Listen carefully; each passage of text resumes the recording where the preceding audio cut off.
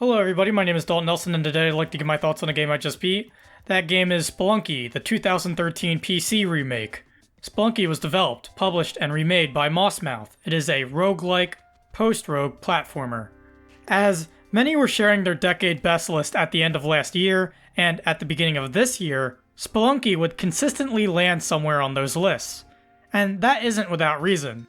Along with this version of Spelunky being a very enjoyable game, it seems that it, along with Nicholas's The Binding of Isaac Rebirth, kind of birthed the new wave of roguelikes and post-rogue games that flooded the independent game scene in the 2010s. It also brought a popularity and spotlight to the roguelike genre that previously only text-based dungeon crawlers and Chunsoft's Mystery Dungeon series seemed to crack in the 1990s and 2000s. Now, I'm sure that it will surprise a few people to learn that this specific version of Spelunky is a remake of a 2008 open-source free game of the same name. The 2008 version was created by Derek Yu, and was distributed across the internet. And kind of like Isaac, Yu sought to make Spelunky better, so he created the Mossmouth company and enlisted help to make the version of Spelunky we know today. A Spelunky which I haven't played. So, seeing as I enjoy roguelikes akin to Isaac and Mystery Dungeon, as well as needing something new to play in my spare time, I picked up Spelunky to see what the hype is all about. Now, I kinda gave my opinion away in the opening there. I ended up really enjoying Spelunky. There's a lot to appreciate about it. One such way to appreciate what Spelunky is doing is through its concept. As a platformer, you can move, sprint, and jump to make your way down through these caverns. The goal is to get from the top of the level to an exit down at the bottom. In this way, the levels in Spelunky play a smidge more linearly than your normal roguelike dungeon crawler. However, where Spelunky brings its level variety is in its terrain generation. In your normal roguelike, this would be a series of rooms connected by hallways. In Spelunky, however, the generation here looks more natural. The base of the terrain tiles the game uses melds together really well. And for a majority of the time, the game always makes sure there's a way to get down to the bottom of a level by movement alone. Movement that, in addition to your base abilities mentioned earlier, also has a great ledge grab mechanic. This ledge grab happens whenever a player rubs against a corner or a certain climbable tile. It's great for hanging off ledges to view what's below you, as well as making jumps between gaps. You can also hold down the look up or down inputs to push the camera up or down respectively, further allowing you to assess your situation. This is a great way to give the player situational awareness and freedom to control the character how they like. You're also given some limited items to help you move around these caves. On the top of the screen, you'll see a banner that contains your health, your number of bombs, and your number of ropes.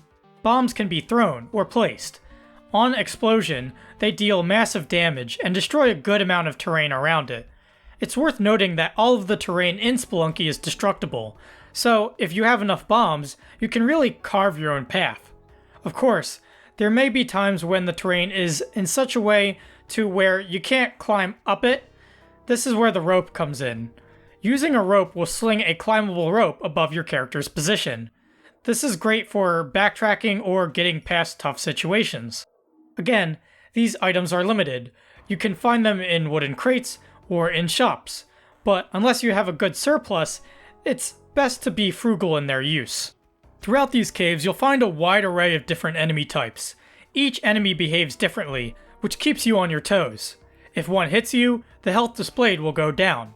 If that number gets down to 0, you're dead, and will have to start a new run of the game. There are ways to deal with enemies, like setting bombs or getting them to trigger a trap, but the primary action of attack is actually your short-ranged whip attack. That has a slight Castlevania-esque delay to it. It's a good base defense to have if something is coming at you, although you can get better weapons from either enemies or shops, and you can also jump on enemies like in a Mario game. Speaking of the shops, you can also find that as you progress through these caves, there'll also be a lot of money you can just pick up off the ground. You can then use this money in the game's shops. Of course, like any good roguelike, trying to steal from a shop comes at a cost, and in Spelunky, the shopkeeper will attack the moment there's trickery, and he can dispense you within a finger snap. So, you're better off collecting the money if you're not skilled, although sticking around a floor too long will spawn a ghost that'll kill you on collision. Again, kind of like other roguelikes, thus you're encouraged to stay on the move while optimally getting as much as you can. What also adds an additional risk are the damsels you can rescue and bring to exits. If you can get them to the exit alive, you'll get a kiss, incrementing your health by 1. The catch is, you'll have to carry them all the way to the exit, taking up space in your hands that could be used for carrying a weapon or key item. It's great risk-reward dynamics, and adds variable challenge for the player. Focusing outward to the levels themselves, Spelunky is structured into 4 main worlds, with 4 levels each. You win the game by beating the boss at level 4-4, which is where I marked my end at, but this isn't all the game has to offer. There are also secret levels in the game, as well as secret bosses and secret items. Additionally, there are power-ups you can get throughout your playthrough that let you do things like jump higher and cling to walls. There will also be these character skins you can get by opening up coffins. All of these characters have a great chibi style to them, and there are even some indie darlings you can get as you play.